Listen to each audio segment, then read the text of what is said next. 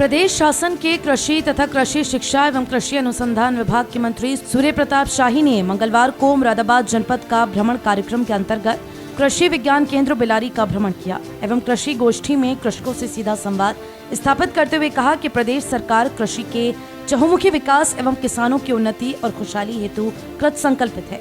उन्होंने कहा कि प्रदेश सरकार किसानों की आय में अपेक्षित वृद्धि हेतु निरंतर प्रयत्नशील है तथा इस दिशा में अनेक अभूतपूर्व कदम उठाए गए हैं, जिनका सकारात्मक प्रभाव धरातल पर परिलक्षित भी हुआ है। भाजपा सरकार के कृषि मंत्री सूर्य प्रताप सिंह शाही मंगलवार को बिलारी पहुंचे, ग्रीनवुड फार्म में कृषि गोष्ठी, प्रदर्शनी व मेले में लगे स्टॉलों का निरीक्षण किया। इसके बाद किसानों को संबोधित करते हुए सरकार की नीतियां गिनाई। कहा कि पिछली सरकारों ने किसानों को कर्ज में धकेला, मगर भाजपा सरकार ने कर्ज मुक्ति करके उन्हें बिचौलियों से मुक्ति दिलाई है। मंगलवार को कृषि मंत्री सूर्य प्रताप सिंह शाही व कृषि राज्य मंत्री बलदेव सिंह औलख बिलारी पहुंचे। यहाँ वे ग्रीनवुड फार्म में पहुंचे, जहां प्रदर्शनी का अवलोकन किया। चीनी मिल, गन्ना विभाग, anganwadi Prathama bank, state bank, Punjab national bank, Mandi Parishad के अलावा उद्यान विभाग, सिंचाई जल संसाधन विभाग, मत्स्य पालन विभाग, मृदा परीक्षण विभाग, सामाजिक वानिकी विभाग आदि ने स्टॉल लगाकर किसानों को जानकारियां दी। कृषि मंत्री ने प्रत्येक स्टॉल पर पहुंचकर जानकारियां ली। इसके अलावा अनुदान पर ट्रैक्टर लेने आए किसान नरसरा के राधे श्याम, बहोरनपुर नरौली के विजेंद्र पाल सिंह को प्रमाण पत्र भी दिए। वहीं क्षेत्र के प्रगतिशील किसानों को भी सम्मानित किया गया।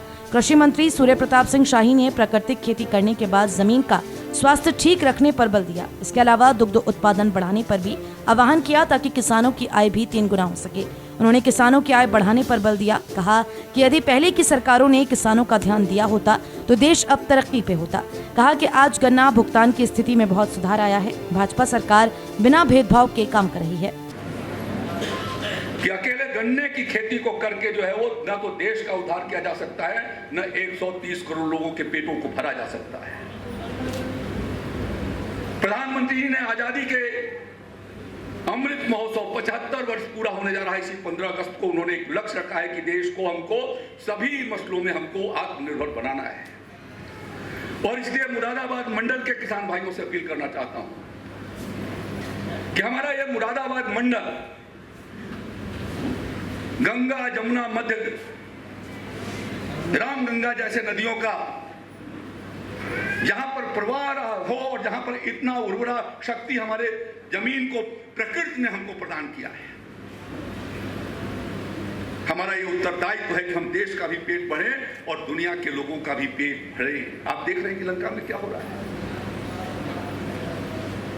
और इसलिए किसान, जो अन्नदाता किसान है, उससे मैं प्रार्थना करना चाहता हूं कि आप अपने गन्ने की खेती के साथ साथ जब शरदकालीन गन्ना आप लगाते हैं अक्टूबर नवंबर में, तो यदि आप गन्ने के साथ साथ उसमें यदि आपने आलू डाल दिया, उसके साथ आपने मक्का डाल दिया, उसके साथ आपने मसूर डाल दिया, आपने उसके साथ चना डाल दिया, तो आपके गन्ना का उत्पादन में किसी प्रकार की कमी नहीं होने वाला है। लेकिन ये अतिरिक्त उत्पादन जहां देश को दलहन और तिलहन में आत्मनिर्भर बना सकता है, वहीं आपके आमदनी को 1.5 गुना कर सकता है। ये प्रक्रिया तो हम ही आपको अपनानी होगी।